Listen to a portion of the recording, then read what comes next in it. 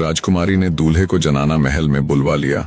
जब वो अपने होने वाले दूल्हे से मिली तो उसे वो जरा भी पसंद न आया।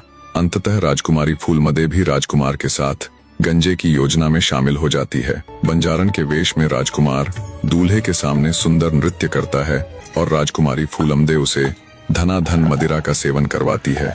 जब दूल्हा मदिरा के असर से नशे में चूर हो अचेत हो गया, तब राजकुमार उसे उठाकर छिद्र यानी मोरी के द्वारा घुड़साल में उतर गया। उसने दूल्हे के हाथ पैर बांधे और उसे जंगल में छोड़ आया।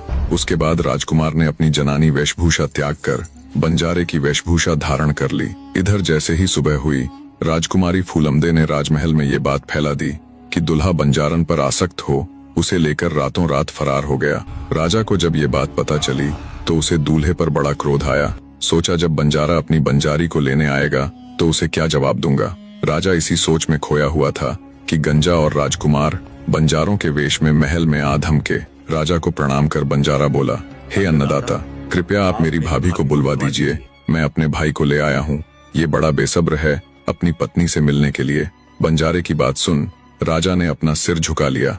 बार बार पूछने पर राजा ने उनके सामने सारी घटना कह सुनाई। राजा की बात सुनकर बंजारों के मुंह उतर गए और वे सांस मारकर वहीं बैठ गए। गंजे ने राजा से कहा कि हुजूर, बंजारी यानी मेरी भाभी तो गई सो गई, पर अब उसके बिना मेरा भाई जीवित नहीं रह सकेगा। खैर, जो हुआ सो हुआ।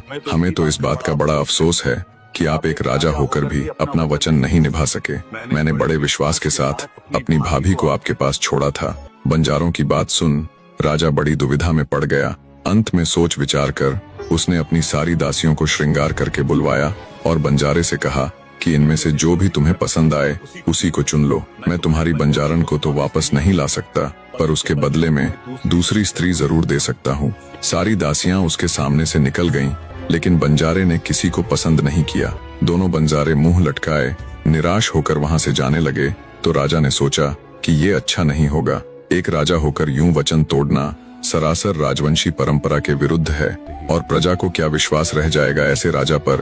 पुराने समय में वचनों का पालन प्राणों से भी बढ़कर था। अंततः राजा ने अपने दिल पर पत्थर रखते हुए बंजारों को आवाज लगाई और उन्हें वापस बुला लिया और बोला, महाशय, यदि तुम मेरी बेटी फूलमदे को बंजारी के बदले में लेना चाहो तो मैं उसे भी दे सकता हूँ, क्योंकि मैं अपने दिए वचन से फिरना ठीक नहीं समझता।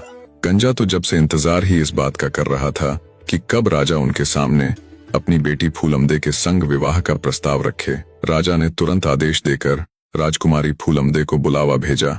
जब दासी राजकुमारी फूलमदे के पास आई और उन्हें राजा के आदेश के बारे में बताया तो राजकुमार